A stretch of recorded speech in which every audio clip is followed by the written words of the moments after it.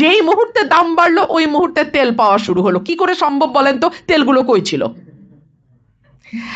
ভাই, বাটপাড়ির তো একটা সীমা থাকে না? আপনারা, সরকার যখন বাটপাড়ি করে, সরকার যদি মনে করে তারা তথ্য লুকিয়ে বাটপাড়ি জারি রাখবে, তারা খুব ভুল করবে। এইভাবে আসলে চালানো যাবে না। হাম নিয়ে যখন আমি প্রশ্ন তুললাম, আমাকে স্বাস্থ্যমন্ত্রী বললেন এটা নিয়ে এত কথা বলা যাবে না, ভয় পেয়ে যাবে, ভয় পেলে ইমিউনিটি নষ্ট হয়ে যায়। আমি বললাম, আমরা কি ৩০০ জন হামের রোগীর সামনে কথা বলতেছি? তো এই তো আমাদের সংসদের অবস্থা। এই তো আমাদের সংসদের অবস্থা। তেলের জন্য দীর্ঘ লাইন, সারা রাত ধরে গাড়ির ড্রাইভার আর মোটর বাইকের চালকরা লাইনে দাঁড়িয়ে থাকেন। যেই মুহূর্তে দাম বাড়লো ওই মুহূর্তে তেল পাওয়া শুরু হলো। কি করে সম্ভব বলেন তো? তেলগুলো কই ছিল? ভাই, বাটপাড়ির তো একটা সীমা থাকে না? আপনারা, সরকার যখন বাটপাড়ি করে, যেই সরকারই হোক, এটা খুব মজা লাগে আমার, যে সরকার বালুর মধ্যে মুখ গুজে মনে করে কেউ দেখে না, কেউ বুঝে না। না ভাই, মানুষ কিন্তু ড্যাম স্মার্ট।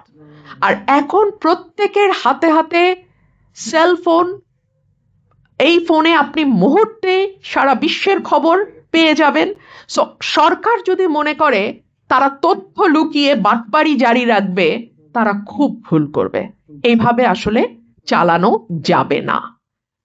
আর আরেকটা বিষয় যেটা আমার ভাইও বলেছেন, মামলা জট। অনেকের কন্ট্রিবিউশন থাকে, আদালতের, আইনজীবীদের, মক্কেলের, সাক্ষীর, এবং সর্বোপরি আমাদের যেই দীর্ঘ একটা মানে আছে, ক্যালেন্ডার আছে সুপ্রিম কোর্টের, যে প্রতি 1 মাস 1.5 মাস পর পর একটা লম্বা বন্ধ চলে আসে। এভাবে যদি চলতে থাকে তাহলে আসলে মামলার জট কমানো বা মামলার জট কমিয়ে আনা সত্যিই কঠিন হবে। আমি আমার বক্তব্য আর দীর্ঘায়িত করব না। মোটামুটি যেই বিষয়গুলো আমি বলতে চেয়েছিলাম সবই বলা হয়েছে।